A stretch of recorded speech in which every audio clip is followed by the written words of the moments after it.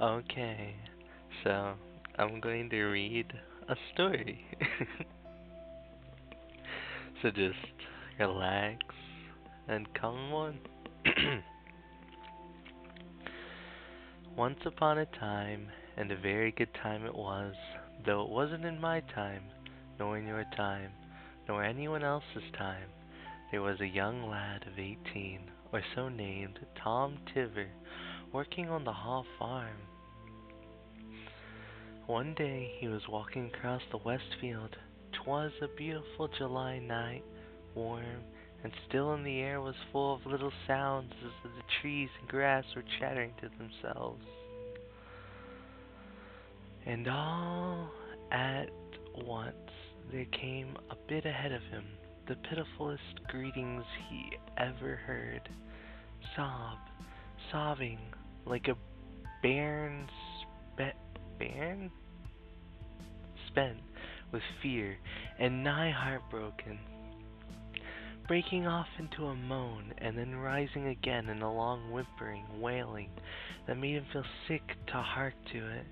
He began to look everywhere for the poor creature. It must be Sally Bratton's child, he thought to himself. She was always a flighty thing, and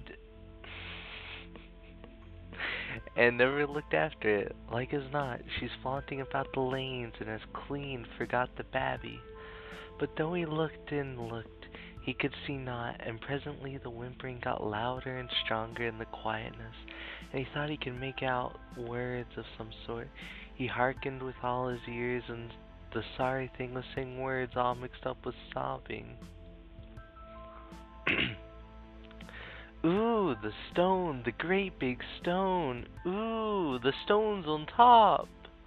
Naturally, he wondered where the stone might be, and he looked again, and there by the hedge bottom was a great flat stone, nigh buried in the moles and hid in the cotted grass and weeds. One of the stones was called the stranger's table.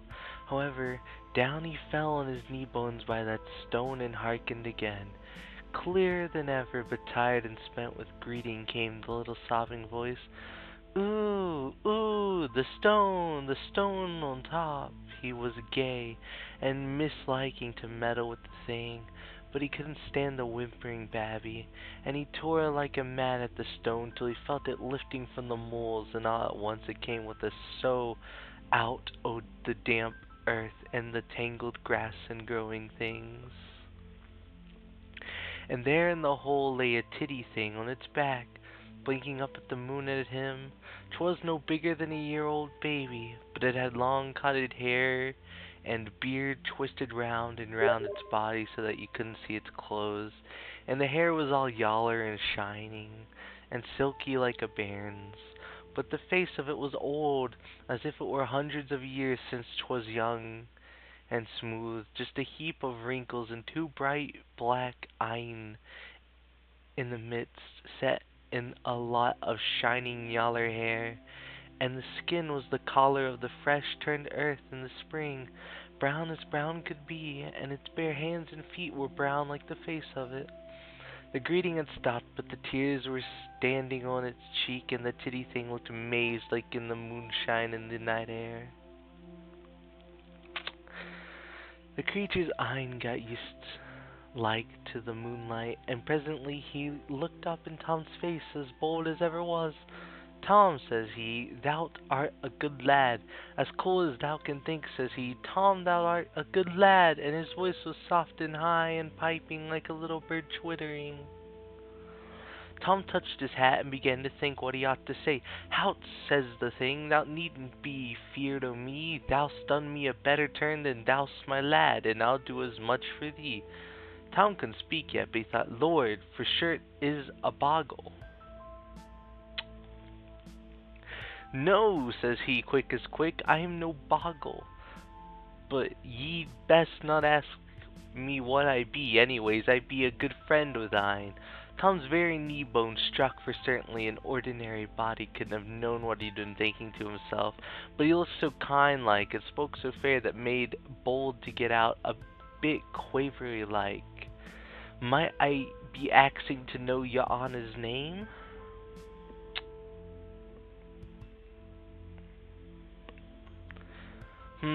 says he, pulling his beard. As for that, and he thought a bit, so he went on at last, Yallery Brown thou mayst call me.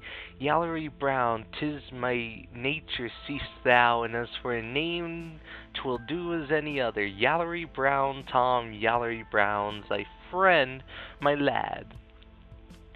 Think ye, master, says Tom, quite meat-like, and now, he says, I'm in a hurry tonight, but tell me quick, what I'll do for thee.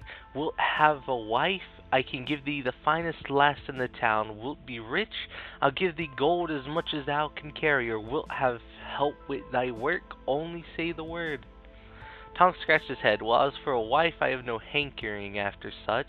They're but bothersome bodies, and I have women folk at home as'll mend my clouts, and for gold that may be before work. There, I can't abide work, and if thou give me a helping hand in it, I'll think. Stop, says he, quick as lightning. I'll help thee and welcome, but if thou sayest that to me, if thou thinkest me, seest thou it never see me more. Mind that now I want no thanks, I'll have no thanks. And he stamped his titty foot on the earth, and looked wicked as a raging bull. Mind that now, great lump that thou be, he went on, calming down a bit, and if thou needest help or gets into trouble, call on me and just say, Yallery Brown, come from the moles, I want thee, and I'll be with thee at once. And now, says he, picking a dandelion puff, good night to thee, and he blowed it up, and it all came into Tom's eyne and ears. Soon as Tom could see again, the titty creature was gone, and but for the stone on end and the hole at his feet, he'd have thought he'd been dreaming. Well, Tom went home and to bed, and by the morning he'd nigh forgot all about it. But when he went to work, there was none to do.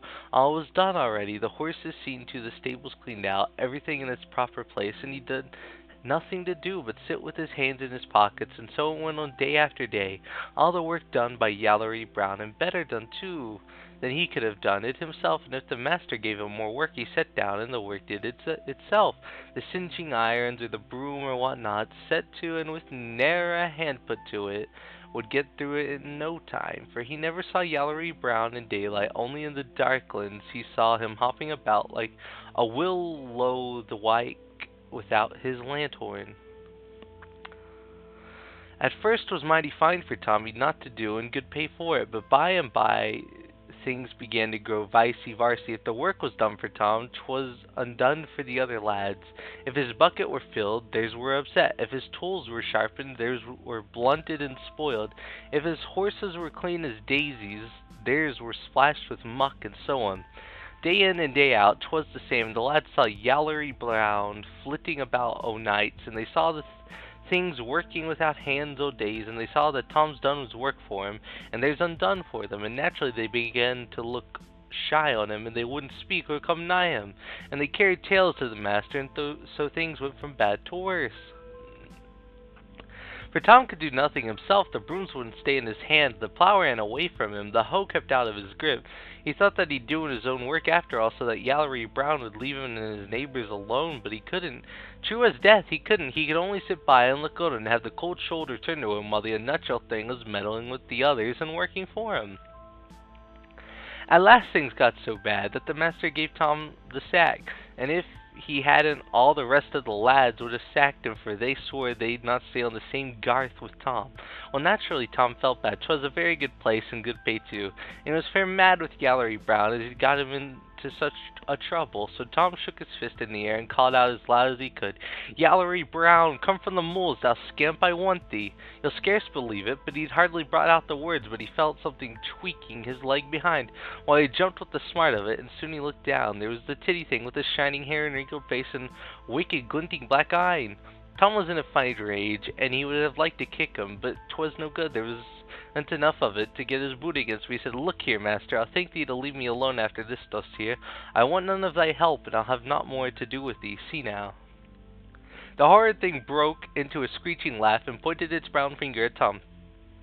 Ho, ho, ho, Tom, says he, thou thanked me, my lad, and I told thee not, I don't want thy help, I tell thee. Tom yelled at him.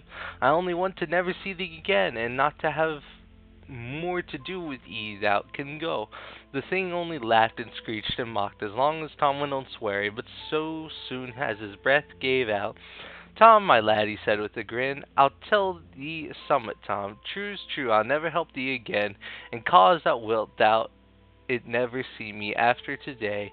But I never said that I'd leave thee alone, Tom, and I will never will, lad. I was nice and safe under the stone, Tom, and could do no harm. But thou let me out thyself, and thou can't put me back again. I would have been thy friend and worked for thee if thou had been wise. But since thou best no more than a born fool, I'll give thee no more than a born fool's luck. And when all goes vicey varsy and everything agree, thou it mind that it's Yallery Brown's doing, though mappin' thou doesn't see 'em. Mark my words, will ye? Man, Old English or whatever this is difficult.